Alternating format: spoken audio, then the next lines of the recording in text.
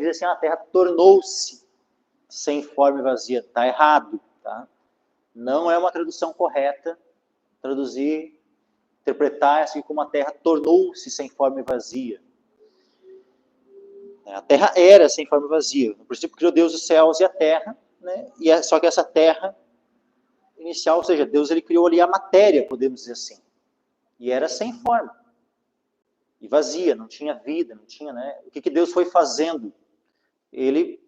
Essa terra, esses céus, o espaço, esse tempo, né, que ele criou inicialmente. Então, no princípio criou Deus os céus e a terra.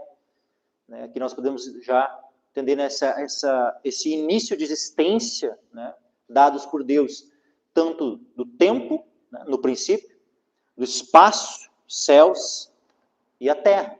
Então, a matéria. Só que essa matéria, né, a terra, era sem forma e vazia. Então Deus ele vai trazendo ordem a todas as coisas. E é o que a gente vai vendo nos próximos dias. No primeiro dia Deus cria a luz. Depois na sequência, né, ele vai fazendo, sabe, vai dando forma, né, a essa matéria original que era sem forma e vazia. E no sexto dia da criação, o que Deus faz? Quando ele vai finalizar a criação, vamos ler ali, ó, capítulo 1 ainda, versículo 26.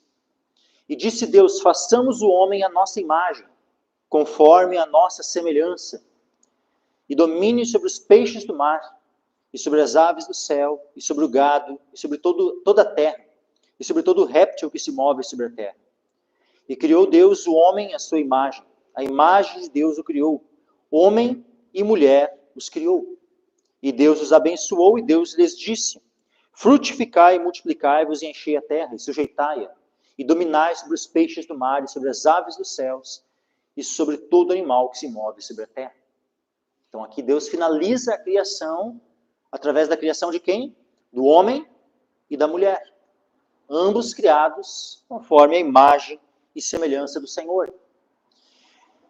E esses relatos, meus irmãos, esse relato aqui da criação, ele é um relato literal, onde Deus cria todas as coisas, nós estamos aqui em 6 dias. E ao 7º dia Deus descansou, Deus cessou, né, de fazer a sua obra de criação. Esse é um relato literal, meus irmãos. Aqui os dias não são eras de milhões ou bilhões de anos, não são.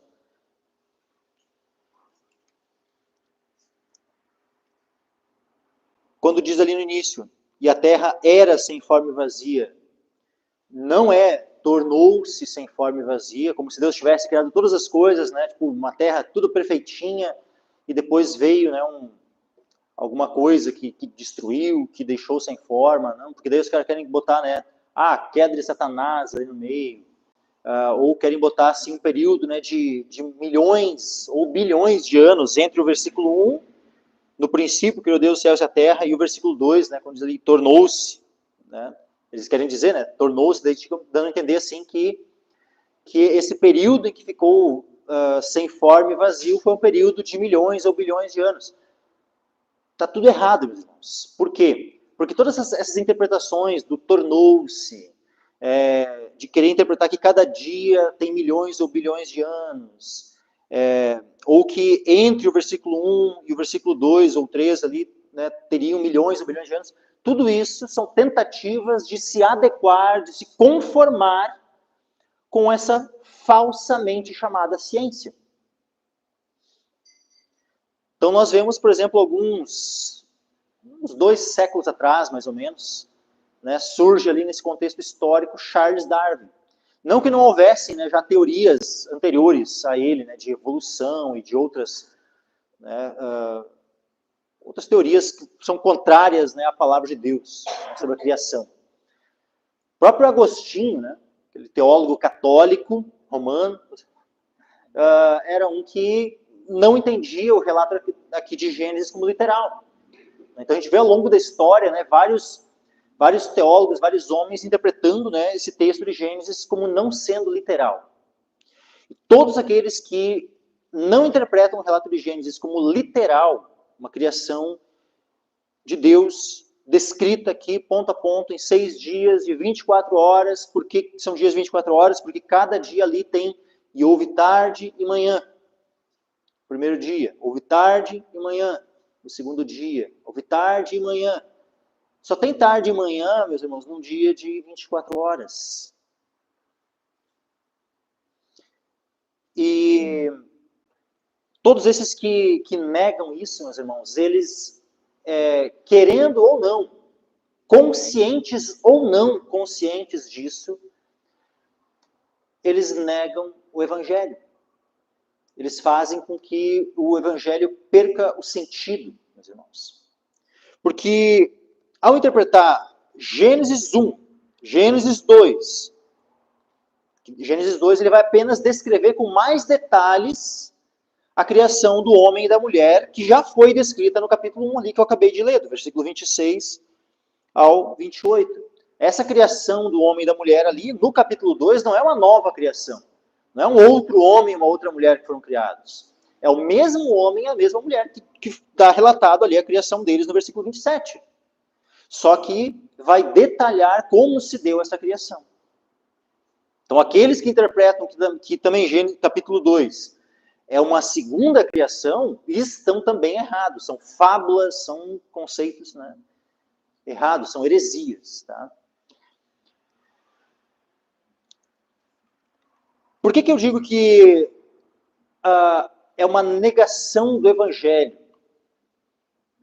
interpretar Gênesis capítulo 1, Gênesis capítulo 2 e o capítulo 3, porque o capítulo 3 vai descrever a queda deste primeiro homem, da primeira mulher, né, Adão e Eva, né, que estavam aqui no Jardim do Éden. Eles pecam contra Deus e caem, e são expulsos do jardim. Interpretar toda essa história relatada aqui, do capítulo 1 até o capítulo 3, e entender que isso aqui é uma fábula, entender que é um mito, entender que são apenas conceitos, né, ou seja, não interpretar de forma literal é negar o Evangelho. Por que, meus irmãos, que é negar o Evangelho? Primeiramente porque Cristo, ele interpretou de forma literal a criação. Lembrem de domingo, né, que eu citei aqui, expus aqui o texto, né, de Marcos, capítulo 10, onde quando Jesus ele é interrogado pelos fariseus sobre a questão do divórcio, Jesus ele aponta para o quê? Não foi assim desde o princípio. No princípio, o que aconteceu? Deus os criou, homem e mulher, macho e fêmea. O que Jesus está fazendo? Jesus está interpretando Gênesis 1, 2 e 3 de maneira literal. Então, se de fato não fosse literal, então o nosso Senhor Jesus, aquele que nós recebemos como nosso Senhor, nosso Mestre, nosso Salvador, ele estaria errado, então. Porque ele interpretou, ele falou a respeito desses textos como literais. Ele não deu margem para uma interpretação alegórica, ou que fosse apenas um mito, uma fábula. Não. Ele estabeleceu uma doutrina em cima de uma interpretação literal de Gênesis 1, 2 e 3. Então, para início de conversa, se interpretarmos, né, se houvesse, graças a Deus, espero que não haja no coração de nenhum dos irmãos aqui, né, uma interpretação alegórica desse texto, né, mas simplesmente se estaria atribuindo, né, uma ignorância a Cristo, ou erro a Cristo. Então, olha a gravidade que é, sabe, não interpretar de maneira literal Gênesis 1, 2 e 3. Primeiro, porque se atribuiria ou ignorância ou erro ao próprio Senhor Jesus. Segundo, abram comigo lá em Romanos capítulo 5.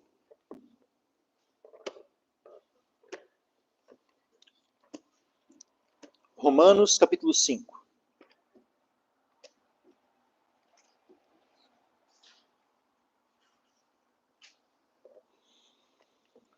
Vamos lá, o que está escrito aqui em Romanos capítulo 5? Versículo 12. Portanto, como por um homem entrou o pecado no mundo, e pelo pecado a morte, assim também a morte passou a todos os homens, por isso que todos pecaram. O que está dito aqui, meus irmãos? Como é que o pecado entrou no mundo? Entrou no mundo por um homem. Como por um homem entrou o pecado no mundo. E como é que a morte entrou no mundo? A morte entrou no mundo pelo pecado. Né? E pelo pecado, a morte. Assim também a morte passou a todos os homens, por isso que todos pecaram. Porque em Adão, todos pecaram. Todos pecaram e destituídos estão da glória de Deus. Como é que todos pecaram? Em Adão.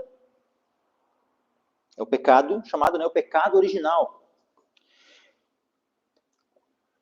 Se a história lá de Adão e Eva não é literal, meus irmãos, do que está falando esse texto aqui? Romanos 5,12. Se Adão e Eva não tivessem existido, se Adão e Eva fossem apenas um mito, então esse texto aqui de Romanos 5,12 estaria errado. Estaria falando de uma coisa que, na verdade, não existiu. Então, não teve um homem primeiro que pecou e que introduziu o pecado no mundo e com isso a morte. Vejam, olha como, sabe,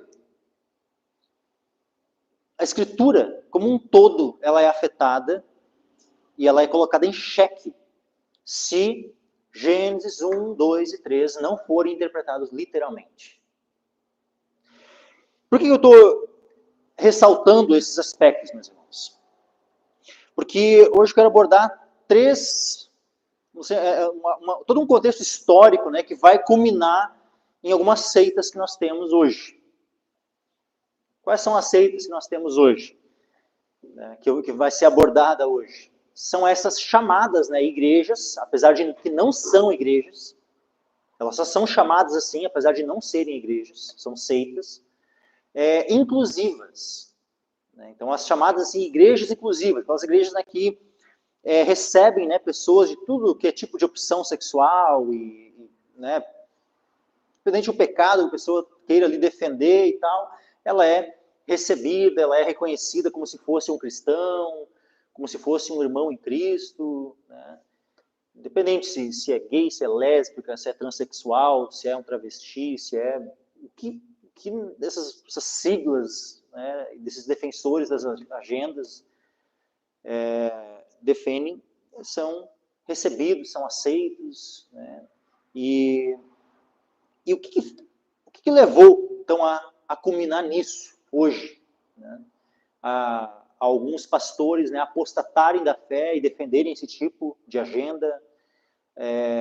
Em algumas congregações que, quem sabe, no passado, possam até ter sido igrejas, né, terem se desencaminhado de tal forma, né, a ponto de não serem mais igrejas, né, uma vez que adotaram, né, toda essa agenda, essa filosofia, essas ideologias. Né. Há todo um caminho, né, que foi sendo trilhado ao longo de séculos. Né. Então, nós começamos, primeiramente, pela teologia liberal. Nós já abordamos, né, no passado sobre a teologia liberal, né, quando a gente foi fazendo os contrapontos entre o fundamentalismo e o liberalismo teológico. Então, abordando nesses vários aspectos, onde a teologia liberal nega basicamente toda a Escritura. Negam, primeiro, o solo da Escritura, negam a inerrância e infalibilidade das Escrituras. Isso é o que a teologia liberal faz.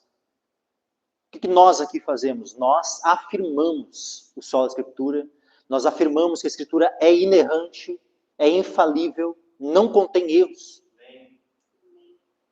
Os teólogos liberais, eles já não creem que a Escritura é inerrante.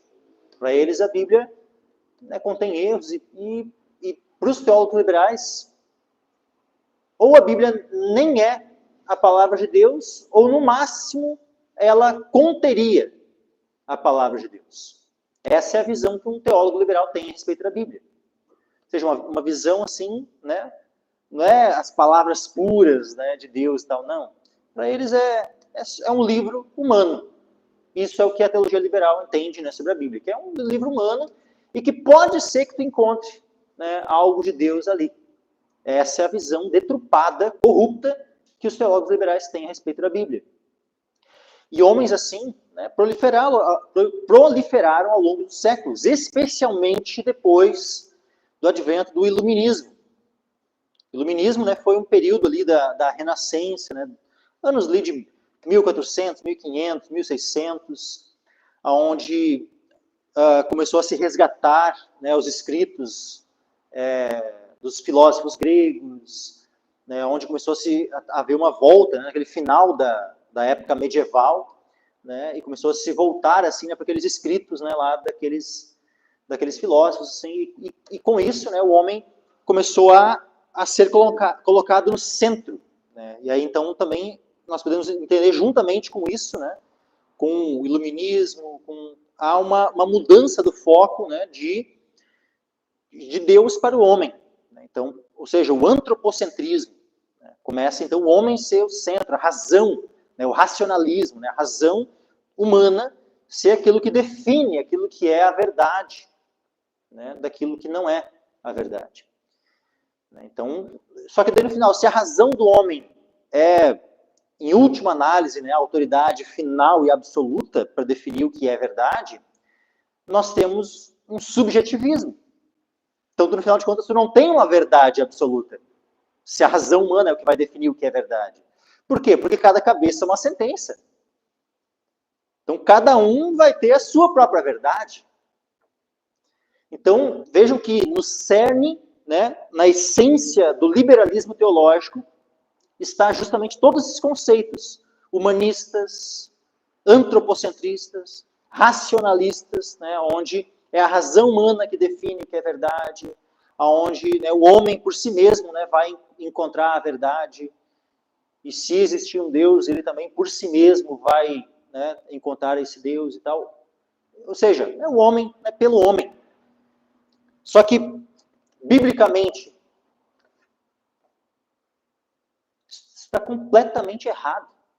Essa visão de mundo, né, desses renascentistas, racionalistas, humanistas, é completamente diabólica, meus irmãos. Porque Tiago, nós temos aqui, por exemplo, em Tiago, olha só, sobre uma sabedoria. Lembrem que filosofia, né, filosofia seria, né, a etimologia da palavra filosofia, né, seria o amor ou amizade, né, mas o amor pela sabedoria. Aí que está, né, filosofia. Né, ou seja, filo vem de amizade ou amor e sofia, sabedoria. Só que sabedoria, vejam, olha só, Tiago capítulo 3, versículo 13 em diante. Quem dentre vós é sábio e entendido? Aquele pessoal, né, do iluminismo, da renascença ali e tal, né, aquele pessoal ali se achavam eles, né, os sábios e entendidos, com todos esses conceitos racionalistas, aonde começaram a negar a revelação, né, ou seja, eles exaltam a razão humana e começam a negar então a revelação de Deus. A Escritura, ela surge por meio da razão humana ou ela surge por meio da revelação de Deus? A Escritura, meus irmãos, ela surge pela revelação de Deus. A Escritura não é fruto do pensamento, da vontade de homem algum. Como nós vemos escrito aqui, já vou voltar aqui para Tiago, tá? Mas só para ler um texto, entendermos, né, sobre a Escritura, olha só. 2 Pedro 1, 20 e 21, sabendo primeiramente isto, que nenhuma profecia da Escritura é de particular interpretação, porque a profecia nunca foi produzida por vontade de homem algum. Então a Escritura ela não é produzida pela vontade humana, pela razão humana. A Escritura ela veio por meio da revelação de Deus. Aí, voltando aqui para Tiago, capítulo 3. Quem dentre vós é sábio e entendido? Mostre pelo seu bom trato as suas obras em mansidão de sabedoria. Mas se tendes amarga inveja e sentimento contencioso em vosso coração, não vos gloreis nem mentais contra a verdade. Essa não é a sabedoria que vem do alto. Ou seja, a sabedoria que ela é revelada por Deus. A sabedoria que está vinculada à revelação. Por quê? Porque está vinculada às Escrituras. Está vinculada a toda a revelação de Deus. Essa é a sabedoria que vem do alto. Só que agora, aquela em que o homem ele se estriba no seu próprio entendimento, essa sabedoria, ela não vem do alto. Aquela sabedoria que exalta a razão humana, né, e tenta suplantar, tenta diminuir ou anular as escrituras, essa sabedoria, ela não vem do alto. Como diz aqui, ó, versículo 15, essa não é a sabedoria que vem do alto, mas é terrena, animal e diabólica. Então, essa sabedoria que esses homens começaram a buscar, né, nos filósofos da antiguidade e tal, e com isso, né, começaram a moldar o pensamento, né, dos homens dessas gerações. Era uma sabedoria terrena, animal e diabólica. O que acontece? Então, muitos teólogos, começando, né, trabalhando com as escrituras, trabalhando com a Bíblia, com teologia e tal, mas começaram a fazer isso. Muitos teólogos começaram a trabalhar com a escritura, né, afinal, teologia, né, não tem como se falar em teologia, especialmente, né, cristã, sem trabalhar com a Bíblia. Só que qual é o ponto? Esses teólogos liberais, eles começaram a fazer teologia, trabalhar e interpretar e trabalhar com a escritura, mas com todos os pressupostos do iluminismo, do humanismo, do antropocentrismo, do racionalismo. E aí, com isso, né, para eles, a Bíblia deixou de ser a revelação de Deus. Passou a ser vista por eles apenas como um livro humano. E aí, uma vez que, no ponto de vista deles, do ponto de vista corrompido e distorcido desses homens, a Bíblia só seria um livro humano, então ela não poderia ser interpretada literalmente, por exemplo, no relato de criação. E com isso, se lá o relato de criação não é literal, então na sequência, todos os milagres também não são literais. E aí eles negam os milagres. Então a gente já viu que o liberalismo teológico nega os milagres. Se os milagres não são reais, então, obviamente, Jesus ter nascido de uma virgem, o que é um milagre, também não. Então eles negam o nascimento virginal de Cristo.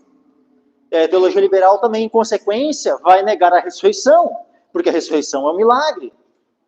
Então eles vão negar também a ressurreição do Senhor. E uma vez que eles desprezam a revelação de Deus, então eles não entendem Gênesis 1, 2 e 3 como literal, então que queda é essa que aconteceu lá no início? Então eles negam também a doutrina do pecado original. E se não houve um pecado original, o homem não precisa também de uma redenção. E aí então eles também vão negar o sacrifício vicário, ou seja, né, substitutivo, aquele sacrifício de Cristo em que nos substitui e morre por nós, levando os nossos pecados. Também eles vão negar isso em consequência. Então vejam como todos esses conceitos humanistas, esses conceitos racionalistas, eles vão destruindo com toda a fé nas Escrituras. E esse é o jeito de pensar dos teólogos liberais. O que na sequência, né, esse movimento, né, de teologia liberal, né, começou lá. Sempre houve né, ao longo da história, assim, uma que outra coisa assim, mas começou a ganhar força, né, esse movimento, ali pelos anos 1600, 1700. Ali começou a ganhar força. Mas, podemos dizer assim, que um dos momentos assim, onde mais, teve uma força assim, muito grande, assim, a ponto, né, de gerar assim, onde começou a matar, vamos dizer, vou ser, né, bem claro, assim, onde começou a matar muitas igrejas. Onde a teologia liberal começou, de fato, né, a destruir, né, com as igrejas. Foi pelos anos 1800. Ali assim, ó, as igrejas começaram né, a serem destruídas por esse movimento, nesses anos 1800. É nesse tempo aí que surge, né, um monte de seitas. A gente vê, por exemplo, assim, ó, os mormons surgem nesse período, os adventistas surgem nesse período, os testemunhos de Jeová surgem nessa época, e vários outros movimentos heréticos, né, vão surgindo nesse tempo. Ou seja, juntamente com o liberalismo teológico ganhando muita força, e como, uma vez que, eu já falei aqui, né, esse movimento de teologia liberal, o homem, o que vai definir o que é verdade é o homem, por si mesmo. Então, o que vai imperar? É uma verdade absoluta? Não, é uma verdade relativa. Só a questão é, a verdade ela é absoluta ou a verdade é relativa? A verdade é absoluta. A verdade é uma só. E a verdade é o próprio Deus. Jesus disse, eu sou o caminho, a verdade e a vida. E toda a revelação de Deus, tudo aquilo que Deus falou, toda a sua palavra, é a verdade. Então, as Escrituras são a verdade. Então, Deus é a verdade e a sua palavra, a palavra que é proveniente de Deus, é a verdade. E toda a Escritura é inspirada por Deus. Então, toda a Escritura é a verdade. Então, nós temos como saber o que é e o que não é verdade. Tudo aquilo que concorda com a Escritura é verdade. Tudo aquilo que vai contra a Escritura é mentira. Não é verdade. Tudo que vai contra a Escritura. Lá pelos anos 1800, surge um homem, né, chamado Charles Darwin, e ele propõe uma teoria, né, a teoria da chamada assim, conhecida como a teoria da evolução. E essa teoria ela ganha força, e especialmente onde que, né, quais tipos de teólogos, né, que vão abraçar essa teoria da evolução? Os teólogos liberais. Por quê? Porque aí eles têm uma explicação, né, entre aspas, científica, só que não, tá?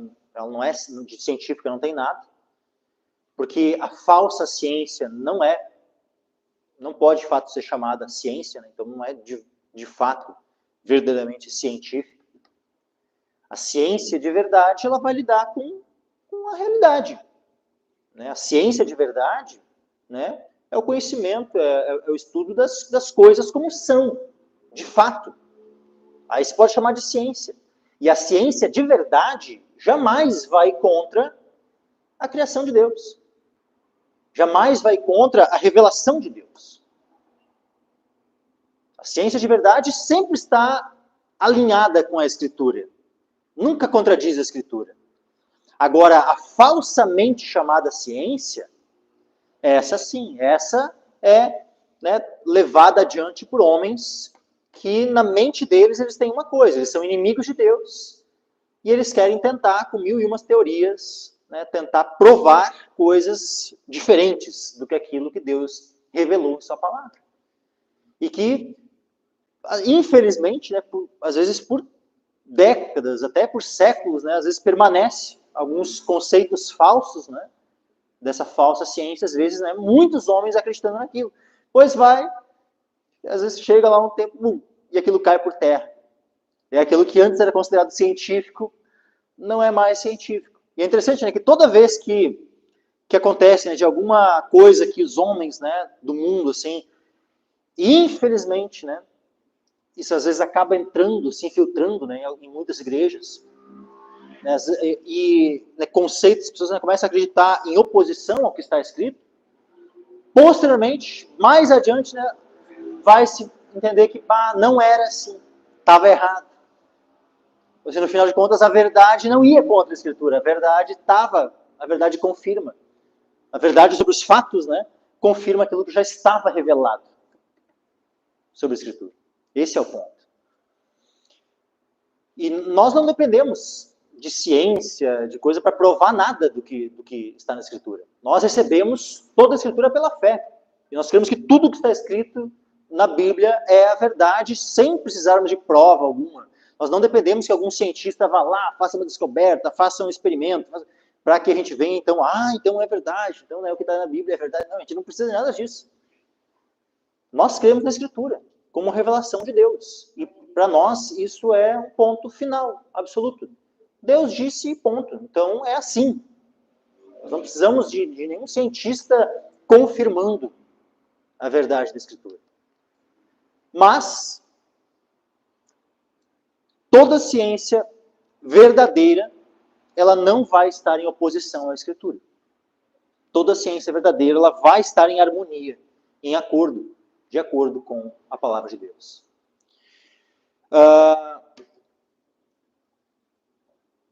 Então, Charles Darwin propõe essa teoria, né, da evolução das espécies, uma teoria de seleção natural. Então, na teoria do Charles Darwin, o que aconteceria? Ao longo de milhões e milhões de anos, né,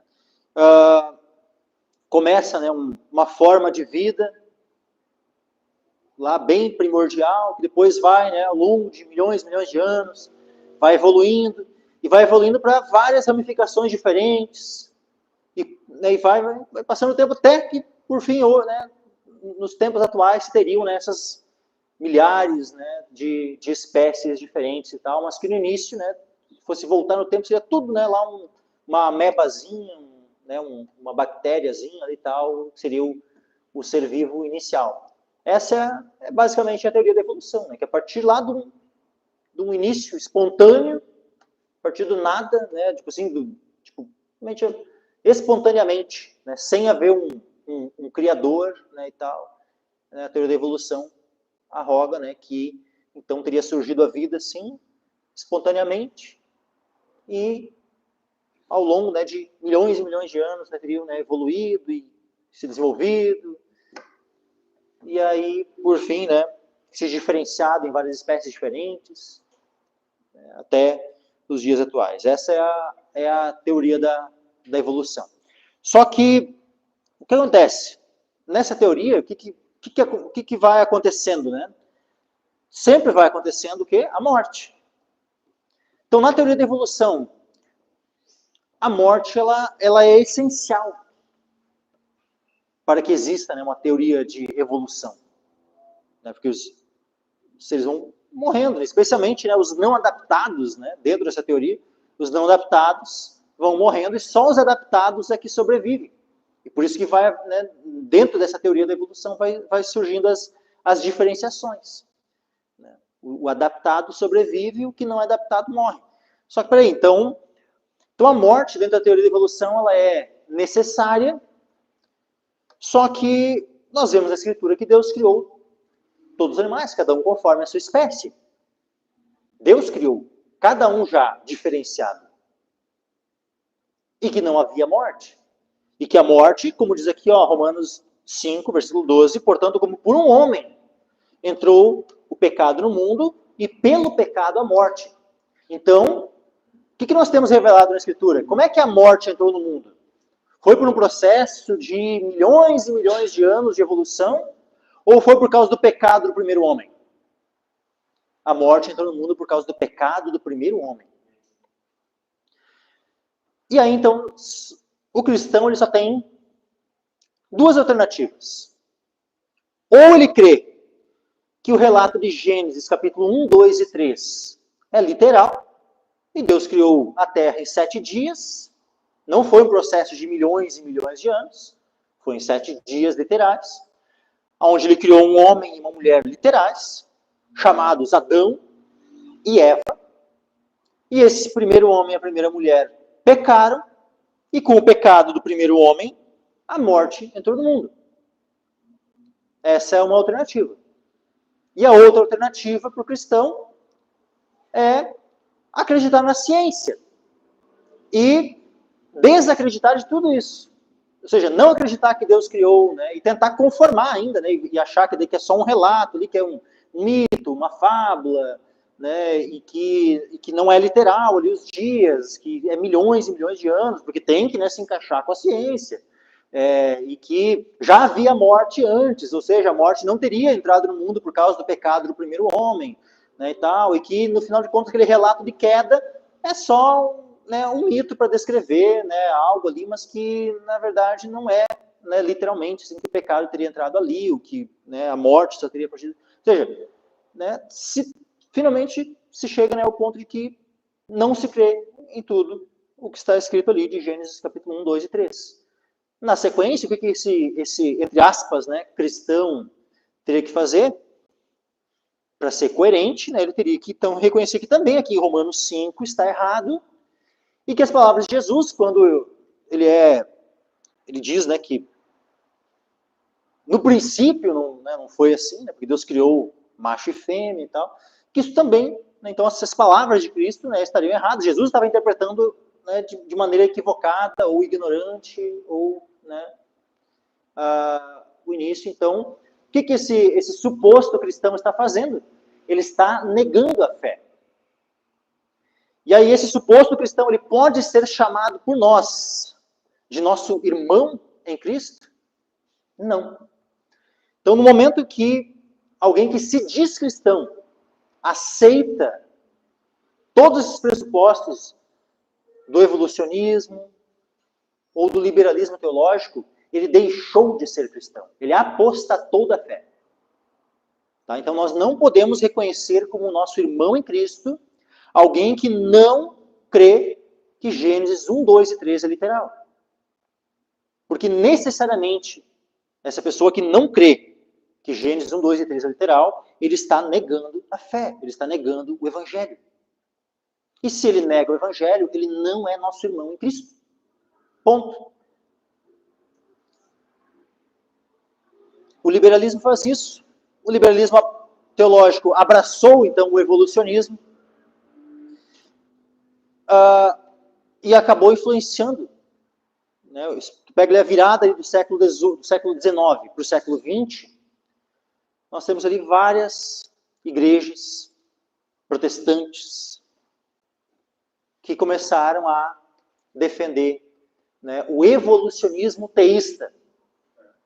Porque daí eles não queriam, vamos dizer assim, se apartar, né, negar a Deus, né? Eles queriam, né, na consciência deles, né, tentar manter uma fé em Deus, só que eles não queriam também abrir mão, né, de se dobrarem, de se curvarem aos pés dessa falsa ciência. Eles estavam tentando servir a dois senhores. E nessa tentativa, então, surge o evolucionismo teísta. Evoteísmo. O que é isso? É justamente uma interpretação de Gênesis 1 e 2, onde tenta colocar ali que aqueles dias não seriam literais, que seriam milhões ou até bilhões de anos. Que os dias ali seriam eras, né, de milhões ou bilhões de anos. Por que essa tentativa de tornar aqueles dias não literais e milhões ou bilhões de anos? Para se conformar com as teorias do evolucionismo, de Darwin, e para se conformar com, por exemplo, também a teoria do Big Bang. E aí eles dizem, né, que Deus é quem teria, né, dado, né, o início ao Big Bang, que Deus teria conduzido a evolução. Sabe, é só uma balela, uma bobagem, assim, só para, sabe, uma justificativa para a sua incredulidade no que Deus revelou sobre a criação. É isso. Mas eles ficam tentando se dizer que são cristãos. Né? Mas é isso. Então, um evolucionista teísta, né, ou seja, que ele tenta dizer, né, que Deus é quem fez o Big Bang, que Deus é quem conduziu a evolução, ele está negando a fé, meus irmãos. Por mais que ele diga que ele é crente, que ele diga que ele é cristão, o teólogo liberal também diz que é cristão. O teólogo liberal, ele vai, e tem mais. Veja, uma vez que eles estão interpretando de maneira alegórica os textos, eles continuam fazendo uso dos textos. Eles vão ler os textos.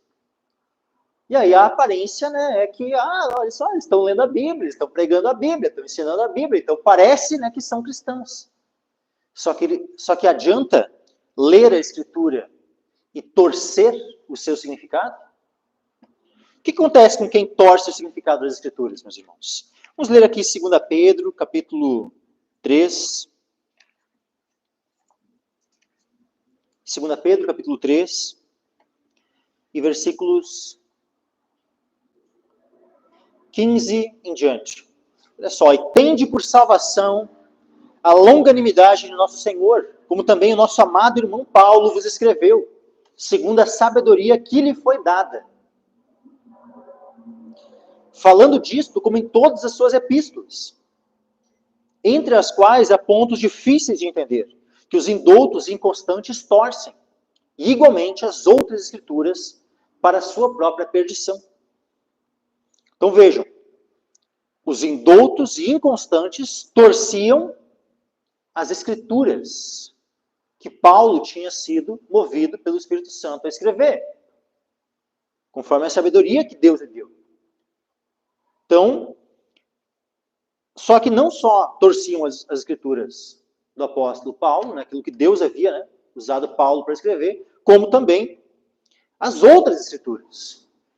Ou seja, aquelas que Deus usou Isaías, Jeremias, Moisés, Davi, as demais Escrituras também, esses homens distorciam. O que acontece então com quem distorce a Escritura? Vejam, ó,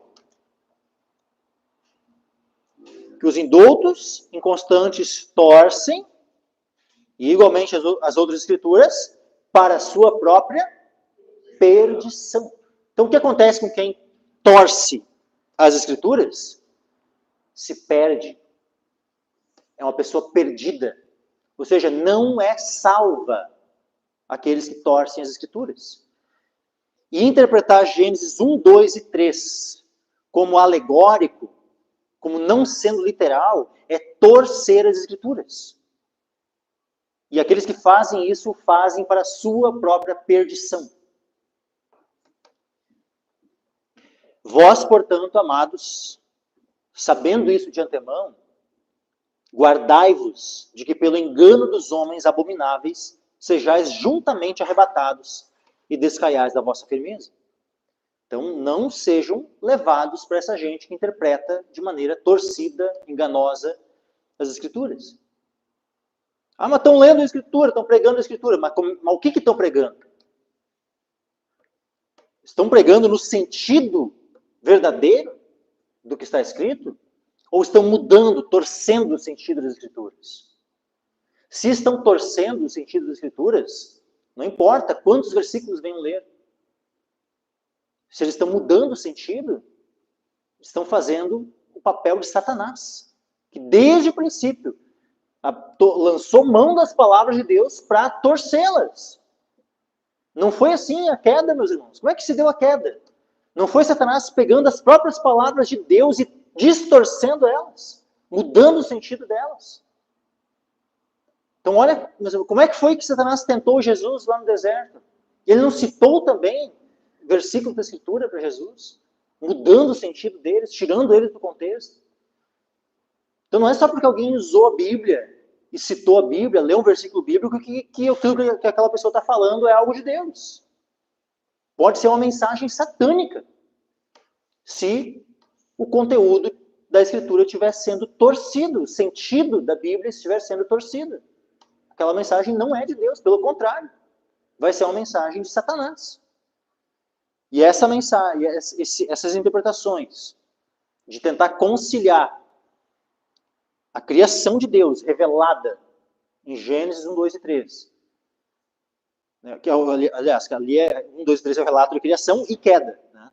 Tentar conciliar isso com essas teorias científicas de evolução, Big Bang e tudo mais, é torcer as Escrituras. Quem faz isso faz para a própria perdição. Aí, posteriormente a isso, aliás, juntamente, né, naquela época do evolucionismo ali, do Darwin e tudo mais, naquele mesmo século, né, o século XIX, surge uma outra figura, que é Marx. Marx, que ele lança um livro, né, junto com o Engels, que é o Manifesto Comunista. E a partir daí, então, surge esse movimento, né, comunista, que tem destruído, assim, com a mentalidade de muita gente, né, e, assim, ó, bom, países inteiros, né, caíram, né, diante dessa filosofia, dessa ideologia, dessa religião, né, de Satanás. É uma religião ateísta, né, mas que, né, por fim, né, também é uma religião satânica, né, o marxismo. E o Marx, ele parte dos mesmos pressupostos, do iluminismo lá, do materialismo, né, aquela coisa assim, ó, do homem no centro, né, de tentar, tipo assim, de negar, né, a revelação. Né, ele dizia assim, ó, que a religião era o ópio do povo. Então, né, aonde o comunismo chegou, o que se busca fazer sempre? Acabar com a religião. Mas especialmente que religião é que há uma mira assim, né, especial? É para religião pura e imaculada, baseada na Escritura. É essa religião específica que o comunismo mira. Essa é a principal. Não que, né, lógico, mas eles também atacaram outros. Pode até ser que sim, mas o principal inimigo do comunismo não é simplesmente qualquer religião. O inimigo do comunismo é o verdadeiro Deus e a verdadeira religião. Esses são os inimigos do comunismo. Só que, infelizmente, o que acontece? Nós temos daí no início do século XX, tanto muitas igrejas, seminários, né, afetados pelo liberalismo, afetados pelo evolucionismo e afetados pelo comunismo. Começa a ter isso.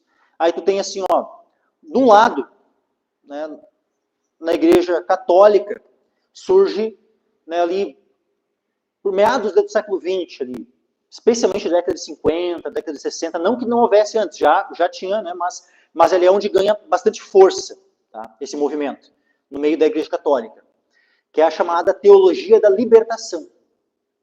O que é a teologia da libertação? É uma teologia que ela vai ter bases no liberalismo teológico, vai ter bases no comunismo marxista. Então pegar e interpretar as escrituras com uma lente. Qual lente? A lente do liberalismo e do comunismo. Lente do marxismo. Então, com essas lentes, né, os padres lá do catolicismo começaram a interpretar as escrituras. E aí surge, né, a teologia da libertação.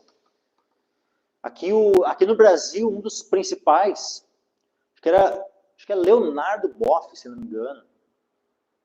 Se não me engano é esse, mas esse é só um dos. Né? Mas tem outros, né? Isso do meio do catolicismo. Tá? Por outro lado, no meio protestante, também, né, esse veneno, esse fermento, né, se introduziu também. Primeiramente, num primeiro momento, em igrejas tradicionais. Então, tu tinha ali igrejas anglicanas, igrejas presbiterianas, sabe, essas igrejas de linha luteranas, né, igrejas históricas, assim, começaram, especialmente na década de 60, assim, começou a ganhar força, né, esse movimento no meio dessas igrejas, essa introdução, né, do marxismo, nos seminários, né, os pastores e tal, e, consequência, nas igrejas. E aí, após isso, surge um movimento, né, chamado, uma teologia, né, assim, chamada teologia da missão integral. E a teologia da missão integral, ela nada mais é que a versão protestante, que não é protestante, tá? É só porque é um fermento introduzido no meio dos protestantes. Tá? Mas, né, seria a versão, entre aspas, novamente, né, protestante, da mesma teologia da libertação do meio católico. Ou seja, no meio protestante, das igrejas históricas e também, né, posteriormente, isso acabou se introduzindo também nas igrejas, ou algumas igrejas, né, pentecostais e neopentecostais, né, essa influência, né, foi e acabou, sabe, generalizada, né, em todo tipo de denominação, tu vai acabar encontrando, né, pastores, ou pessoas, né, que se dizem crentes e tal, afetados, né, por essa ideologia, né, chamada, né, a teologia da missão integral, e que, então, essa teologia da missão integral, ela é isso, olhar para a Escritura e tentar interpretar a Escritura com as lentes do liberalismo teológico e com as lentes do comunismo marxista. Então, no final de contas, qual é a autoridade que define o que é a verdade para um teólogo da missão integral? Não é a Escritura, não é o Deus da Escritura, é o marxismo, é a razão humana, que são né, quem de fato vai definir o que é verdade. E aí, no final de contas, né, essa teologia da missão integral, que ela ela é um produto do liberalismo teológico. Existe uma verdade absoluta para a teologia da missão integral? Não, não existe uma verdade absoluta. Existem conceitos marxistas, né, que norteiam a interpretação das escrituras, onde, né, na visão, por exemplo, da teologia da missão integral e também da teologia da libertação, Jesus, para eles, seria tipo uma espécie de Che Guevara, assim, um revolucionário, né, da época. É isso, basicamente é isso. Que a missão da igreja, para a teologia da missão integral, né, a missão da igreja seria simplesmente tentar resolver os problemas da sociedade. Então a igreja ela deveria virar uma espécie de ONG, né, para dar pão para o faminto, dar roupa para aquele que está precisando de roupa, né, para ajudar assim, né, tipo, apenas materialmente, né, as pessoas, né, ou seja, virar uma instituição assistencialista, e é isso. E a igreja estaria, né, na visão errada, distorcida, da teologia da missão integral.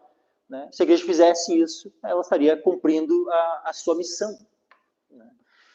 E aí, então, a teologia da missão integral, ela foca, ou seja, ela é uma visão materialista, né? Porque o que o comunismo é? É uma ideia política e filosófica materialista, focada no aqui e no agora. O que a teologia da missão integral é? É uma teologia materialista, focada no aqui e no agora, onde os teólogos, né, eu vou citar aqui vários dos teólogos, né, dessa linha, né, marxista, liberal, né, que é a teologia da missão integral. Nós temos, por exemplo, assim, Ricardo Gondim é um dos que, né, estava nesse movimento. Ed Renekiewicz é aquele que, o atualizador de Bíblia, né, que dizia que a Bíblia tinha que ser atualizada. Esse é um dos que, né, um dos cabeças, né, desse movimento da teologia da missão integral. Ariovaldo Ramos é outro. Deixa eu lembrar aqui mais alguns. Temos... Lembro de alguns? Neil Barreto. Tem Paulo Borges Júnior. Né? Então aí nós temos, né, alguns nomes, né? Tem outros, tá? Mas, tem um outro também, lembrei, que até veio aqui em Capão alguns anos atrás. Como é que é? Capelletti. O Paulo Capelletti. Paulo Capelletti. Então, assim, esses homens, né, são, no Brasil, né, eles são cabeças nesse movimento. Né? Apesar de terem outros, né, pouco se for pesquisar, consegue se encontrar muitos outros. Né? Afinal, esses homens também têm os seus discípulos. Né? E o que acontece? É uma visão distorcida das escrituras. Por quê? Por causa de uma lente comunista e liberal. Lembrando, o liberalismo o que faz? Nega os milagres, relativiza os milagres. O liberalismo o que faz? Relativiza a interpretação da escritura. Então, por exemplo, assim, quantas vezes, né? Por exemplo, esses homens, vamos pegar um exemplo assim, o Ed René. A interpretação que ele tem lá sobre Gênesis, vocês acham que ele interpreta literalmente? Gênesis 1, 2 e 3? É uma alegoria. Então esses homens, eles interpretam tudo como uma alegoria. E o foco é o aqui e o agora.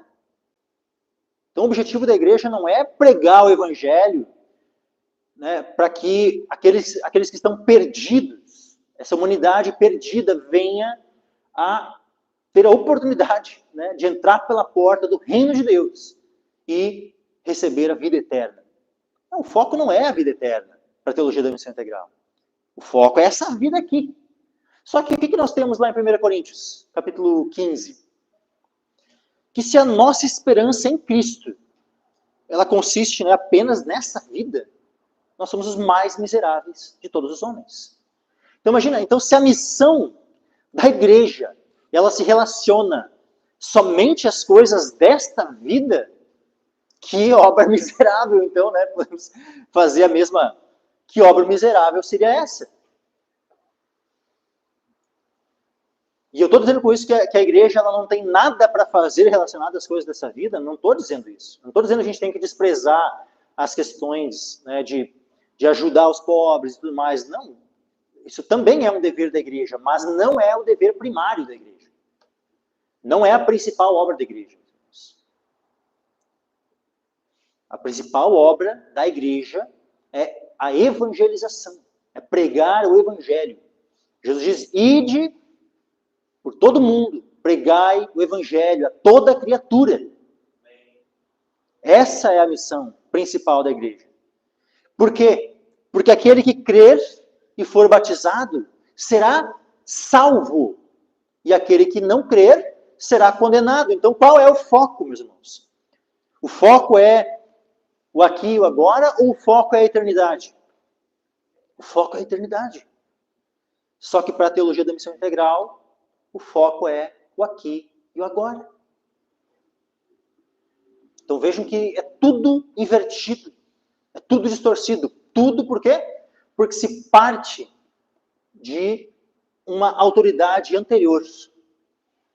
Qual é a autoridade que de fato, né, está na mente dos teólogos da missão integral? A autoridade que está sobre eles é a autoridade do comunismo, do marxismo, é a autoridade da própria razão do homem. Então, aquilo que não cabe na razão do homem, aquilo que o homem racional não consegue aceitar com a sua razão, eles simplesmente negam, eles dão um jeito de rejeitar, né? Porque, no final de contas, a autoridade última para esses homens não é Deus, não é as Escrituras. É o próprio homem, é a razão humana. E várias ideologias humanas, como o marxismo, evolucionismo e outras coisas. No que tudo isso, né, vai descambando? Né? Assim como nós temos, né, todo esse movimento de esquerda, né, esse movimento comunista, defendendo essas pautas LGBT, essas pautas, né, de botar, né, as raças, né, umas contra as outras, de botar homem contra mulher, pautas feministas, essas pautas, né, esses esquerdistas, né, de maneira geral. O que acontece? Uma vez que o óculos pelo qual eles estão lendo as escrituras é um óculos comunista, marxista, esquerdista, então todas essas pautas foram sendo introduzidas para dentro das igrejas cujos pastores, cujas lideranças, né, estavam afetadas por essa teologia. No que então isso foi descambando? Ao surgimento das chamadas igrejas inclusivas. Onde começa a pauta de pregação passam a ser as pautas esquerdistas. Aí começa, né, o feminismo entrar na igreja, daí é o pastorado, no primeiro momento, né, é pastorado feminino, é a mulher pregando, é o empoderamento feminino e tal, né, vem essas pautas de pregação, começa. Um outro momento daí já é como é que a gente vai lidar com a situação dos homossexuais? A gente tem que aceitar, a gente tem que receber, a gente tem que amar, a gente tem que... E o ponto não é que você tem que odiar. É óbvio que nós temos que amar todos os perdidos. Nós temos que amar, sim, os pecadores. Só que o amor, ele não aceita a pessoa do jeito como ela está e como se estivesse tudo bem. Se nós verdadeiramente amamos os pecadores, nós vamos falar a verdade para os pecadores. Se nós verdadeiramente amamos, nós não vamos querer que o pecador seja condenado. Então, se nós verdadeiramente amamos, nós vamos ter que falar a verdade. A verdade é que, vamos abrir aqui 1 Coríntios capítulo 6.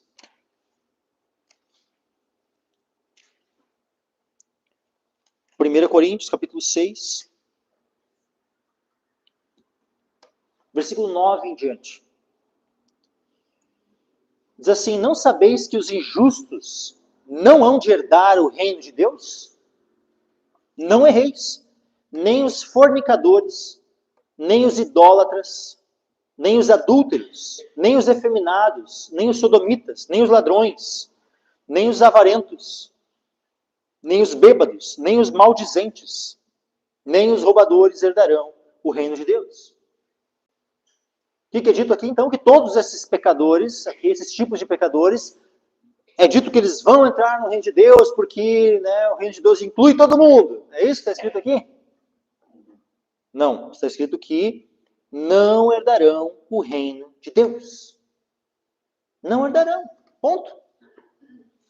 Não tem nenhuma desculpa, não tem nenhum... Né? Deus não precisa pedir desculpa por dizer, ó, tu não vai entrar e ponto. Deus não precisa se desculpar. Deus simplesmente moveu aqui o apóstolo Paulo a dizer quem não vai entrar, quem ele não permite que entre. E ponto final.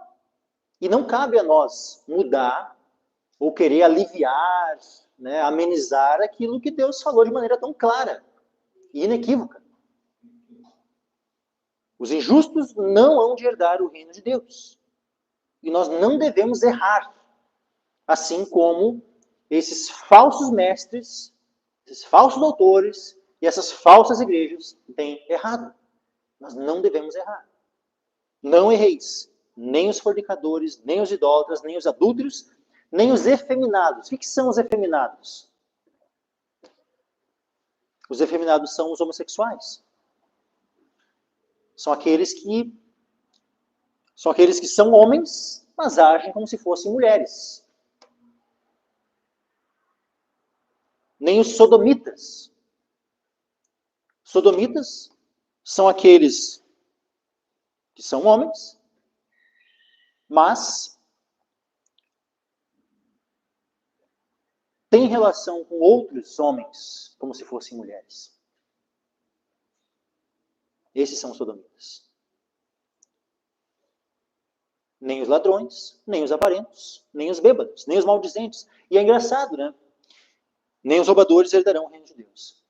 É engraçado que aí diz assim, não, a gente tem que aceitar o homossexual, a gente tem que aceitar, né, a lésbica e tal. Tá, mas daí então como é que é?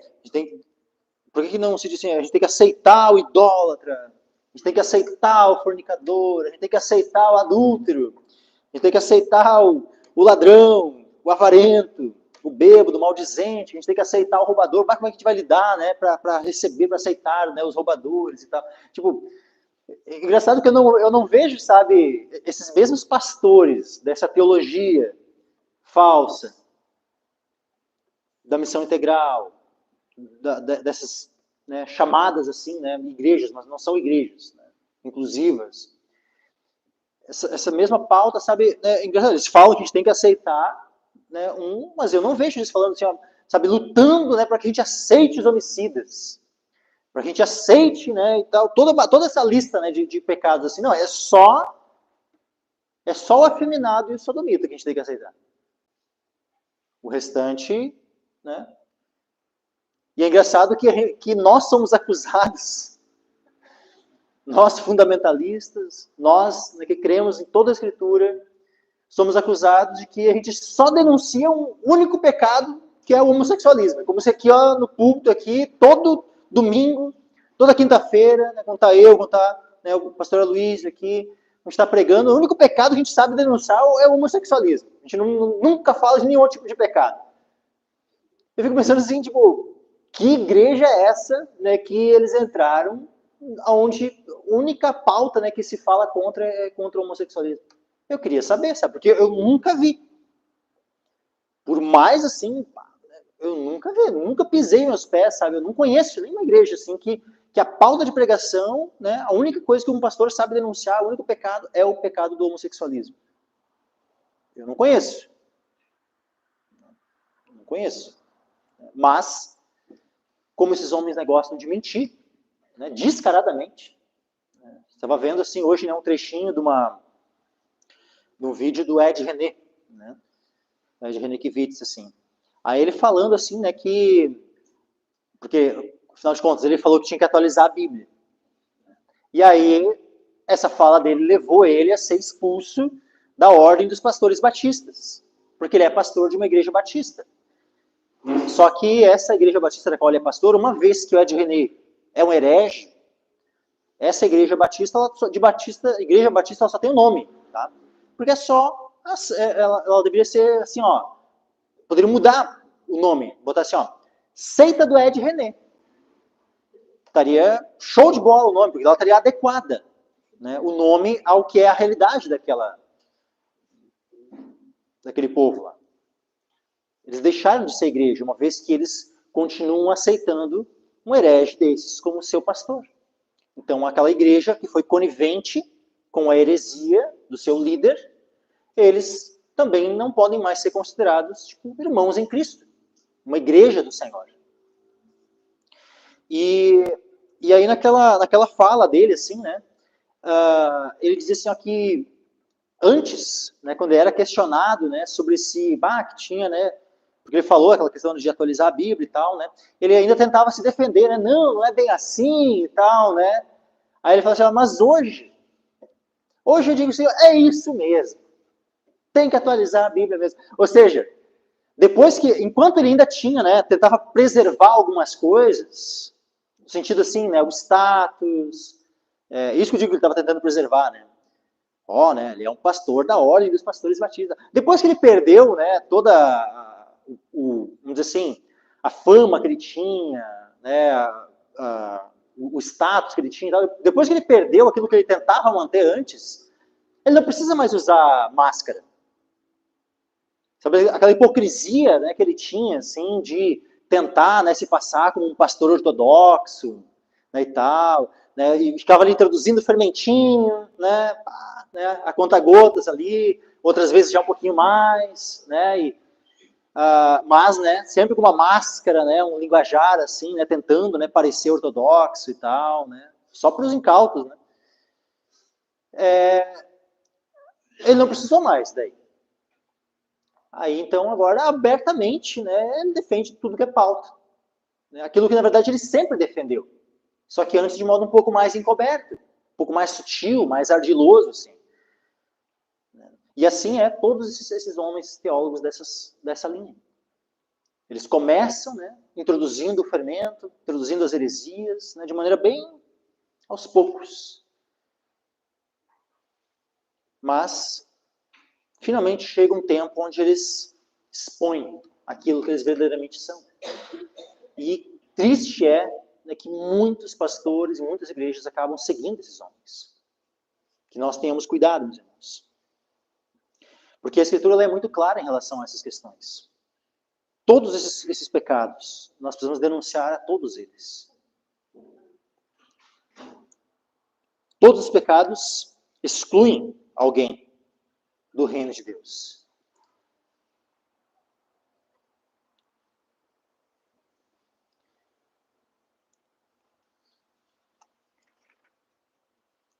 E não importa o que tentem fazer, porque a tentativa, né, essa tentativa de atualizar a Escritura, né, no final de contas, esse atualizar é simplesmente o quê? Torcer a Escritura. Negar a Escritura. Alterar, corromper a Escritura. É isso. O que diz aqui em Romanos, capítulo 1? Versículos 24 em diante. Por isso também Deus os entregou às concupiscências de seus corações, à imundícia, para desonrarem seus corpos entre si. Pois estes mudaram a verdade de Deus em mentira, e honraram e serviram mais a criatura do que o Criador, que é bendito eternamente. Amém. Por isso Deus os abandonou às paixões infames, porque até as suas mulheres mudaram o uso natural no contrário da natureza.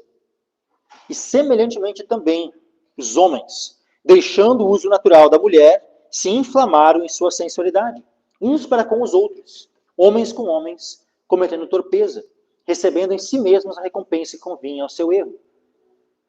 Então, vejam, a Escritura, como é que ela descreve, né, a conduta homossexual, e aqui traz também, né, não só a questão, né, dos homens que cometem essas abominações, mas também das mulheres. É algo aprovado por Deus? Não, é a conduta daqueles que Deus abandonou. Vejam, não é a conduta daqueles que Deus incluiu, que Deus trouxe, né, Não, é a conduta daqueles que Deus abandonou. Então, como podemos nós incluir aqueles a quem Deus abandonou? Não é papel da igreja incluir aqueles a quem Deus abandonou. Mas agora, significa então que, para se entrar um homossexual aqui, a gente vai expulsar ele aqui do nosso meio, né? Nós não aceitamos. Não é isso, meus irmãos. Da mesma forma como assim, se entrar aqui um adúltero, se entrar aqui um roubador, entrar aqui alguém que já matou um homem, entrar aqui qualquer tipo de pecador, meus irmãos. O que vai ser? Como é que a gente vai lidar com este pecador? Da mesma forma, com todos. Nós vamos pregar o evangelho para eles. Nós vamos chamá-los ao arrependimento. E eles respondendo apropriadamente ao evangelho, eles serão recebidos, meus irmãos. Se eles responderem apropriadamente ao evangelho, eles serão recebidos, serão incluídos aí.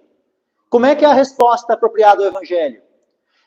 Crendo no evangelho e se arrependendo dos seus pecados. E o arrependimento envolve abandono do pecado. Então, aquele que roubava, não roube mais. Veja aqui, vamos ler aqui, Efésios, capítulo 4. Olha só. Efésios, capítulo 4, versículo 17 em diante. E digo isto, e testifico no Senhor, para que não andeis mais como andam também os outros gentios, na vaidade da sua mente. A igreja não é chamada para receber as pessoas que andam na vaidade da sua mente. A igreja recebe, acolhe e inclui na sua membresia aqueles que não querem mais andar conforme a vaidade da sua mente. Pelo contrário, aqueles que foram renovados, aqueles que foram regenerados. Esses são incluídos. Então vamos ler aqui o texto. Entenebrecidos do entendimento, separados da vida de Deus pela ignorância que há neles, pela dureza do seu coração. O texto diz que eles estão separados. E nós não podemos unir a igreja àqueles que Deus diz que estão separados da vida de Deus. Mas no momento em que forem regenerados e unidos a Deus, vivificados por Deus, aí quem somos nós para não incluir? Aí é óbvio que a igreja simplesmente ela vai reconhecer, né, e dar o testemunho, aceitando essa pessoa no rol de membros, como alguém que foi mudado pelo Senhor. Mas enquanto não houver essa mudança, enquanto não houver a conversão, a regeneração, não tem. Essa pessoa está, como diz aqui o texto, separado da vida de Deus. Nós não podemos incluir, por nossa própria conta, quem Deus diz que está separado dele. 19. Os quais, havendo perdido todo o sentimento, se entregaram à dissolução, para com avidez cometerem toda a impureza. Olha isso. Não é exatamente o que essas pautas, né? LGBT, QIA+, não é exatamente, eles não defendem exatamente isso. Eles não perderam todo o sentimento e se entregaram à dissolução para com avidez se cometerem toda a impureza? Não é exatamente essa aqui a descrição desse movimento? É exatamente essa a descrição desse movimento, meus irmãos. E o texto que está dizendo que é para a gente incluir na igreja essas pessoas? É isso que está sendo ordenado aqui a nós? Não. Pelo contrário. Olha só o versículo 20. Mas vós não aprendestes assim a Cristo, se é que o tendes ouvido e nele fostes ensinados como está a verdade em Jesus. Então, não há verdade nessas seitas inclusivas. Eles estão contra o Evangelho, estão contra Cristo. Eles não têm sido ensinados da maneira como está a verdade em Jesus. Como é que é a verdade que está em Cristo, na qual nós somos ensinados? Versículo 22. Que quanto ao trato passado, vos despojeis do velho homem. Mas antes eu era um roubador. Então, mas antes eu era um homicida, antes eu era um adúltero, antes eu era um fornicador, um homossexual, uma lésbica, ou, né, um maldizente, um mentiroso. Põe aí a lista de pecados, né, que tu quiser colocar. Tu era isso antes? Saiba que a verdade em Cristo é que, quanto ao trato passado, vos despojeis do velho homem, que se corrompe pelas concupiscências do engano, e vos renoveis do espírito da vossa mente, e vos revistais do novo homem, que segundo Deus é criado em verdadeira justiça e santidade. Esses, então, que são renovados no espírito da sua mente, esses que são revestidos do novo homem e criados por Deus, olha só, que segundo Deus é criado em verdadeira justiça e santidade, ou seja, são nova criatura. Esses que são nova criatura, esses são incluídos, então, na igreja. Olha o versículo 25. Por isso, deixai a mentira e falai a verdade, cada um com o seu próximo. Ou seja, era um mentiroso antes. Se converteu, abandona a mentira. Deixai a mentira. Porque somos membros uns dos outros. Irai-vos, não pequeis, não se põe o sol sobre a vossa ira, não deis lugar ao diabo. Aquele que furtava, antes furtava. Aquele que furtava, não furte mais. Antes trabalhe fazendo com as mãos o que é bom, para que tenha o que repartir com quem tiver necessidade. E assim por diante, meus irmãos. Era um adúltero antes? Não adultere mais. O que Jesus falou para aquela mulher? Pega adultério, que estavam lá tentando, né, provar, né, tentar a Cristo ali. Na lei de Moisés manda apedrejar as tais. O que tu diz? Aí Jesus diz, aquele que não tiver pecado, atire a primeira pedra. E aí o que ele disse para aquela mulher? Vai e não peques mais. Ele não condenou ela, mas ele disse que não era mais para ela pecar. Ponto. Aquele que era um adúltero, não adultere mais. Aquele que era um fornicador, não fornique mais. Aquele que era um homossexual, saia dessa vida. É simples. Todo pecado vai ser tratado da mesma forma. Todo pecador vai ser tratado da mesma forma. Ele vai ouvir o evangelho e ele só vai ser aceito se ele aceitar o evangelho, se ele aceitar a mensagem, aceitar a Cristo e rejeitar o pecado. Se ele querer manter as duas coisas, eu quero Cristo, mas eu também quero continuar no pecado, então não vai ser recebido. E isso não vale somente para o homossexual, isso vale para qualquer pecador, qualquer pecado. O cara continua no adultério, continua na fornicação, não vai ser recebido. O cara continua sendo um mentiroso, não deixou a mentira, não vai ser aceito. Era um roubador e continua roubando. Furtava e continua furtando. Vai ser aceito no nosso meio, na membresia? Não vai ser aceito, meus irmãos. Então qualquer pecado vai se lidar da mesma forma. É algo simples. Então, esse é o padrão. O padrão bíblico está aqui, está revelado na Bíblia. É simples, não precisa ser atualizado. Não precisa de uma nova reinterpretação. Porque qualquer reinterpretação ou atualização é apenas uma distorção. É apenas uma corrupção. E aqueles que se aventurarem nessa tentativa de atualizarem as Escrituras estão se aventurando por caminhos de perdição. Estão se aventurando por caminhos que conduzem ao inferno. É isso. Essas chamadas igrejas inclusivas não são igrejas inclusivas, são, pelo contrário, são sinagogas de Satanás. Como diz lá lembra lá em Apocalipse, né, fala da sinagoga de Satanás? Essas são verdadeiras sinagogas de Satanás. Estão fazendo exatamente aquilo que Satanás tem instruído essas lideranças. Esses homens, como diz aqui, 2 Coríntios, capítulo 11. Vou ler esse texto aqui eu concluo. 2 Coríntios, capítulo 11. Versículo 13 ao 15. Porque tais falsos apóstolos são obreiros fraudulentos, transfigurando-se em apóstolos de Cristo. E não é maravilha, porque o próprio Satanás se transfigura em anjo de luz. Não é muito, pois, que os seus ministros se transfigurem em ministros da justiça, o fim dos quais será conforme as suas obras. Então vejam, esses homens, Eles parecem muito bonitinhos, muito limpinhos, assim, muito, né? Uma linguagem filosófica, uma linguagem, né, polida. Né, uma linguagem que cativa o ouvido de alguns. Só que nem um anjo de luz.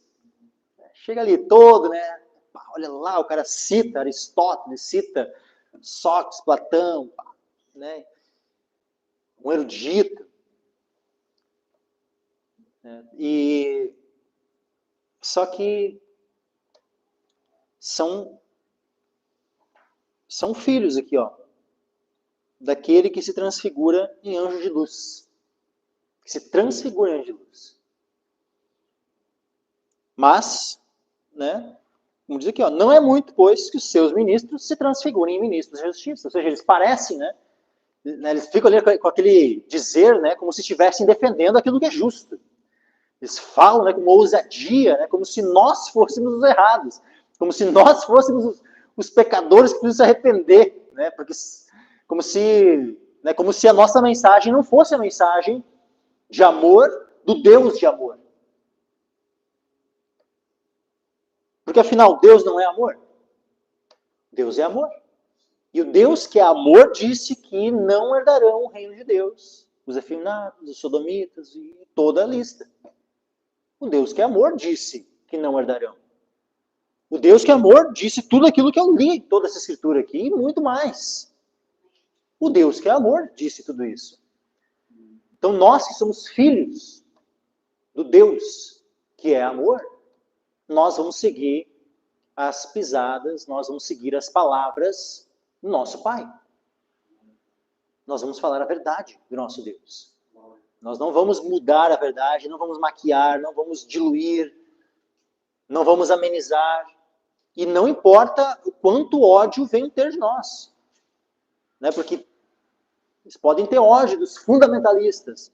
A gente vai permanecer nos fundamentos da palavra. Nós vamos permanecer fundamentados nas Escrituras. Não importa o que venham dizer, não importa as calúnias que venham levantar, nós vamos permanecer na verdade. Amém, meus irmãos? Agora, o fim destes, né, o fim dos quais será conforme as suas obras. Vai chegar o dia onde Deus vai julgar todos conforme as suas obras.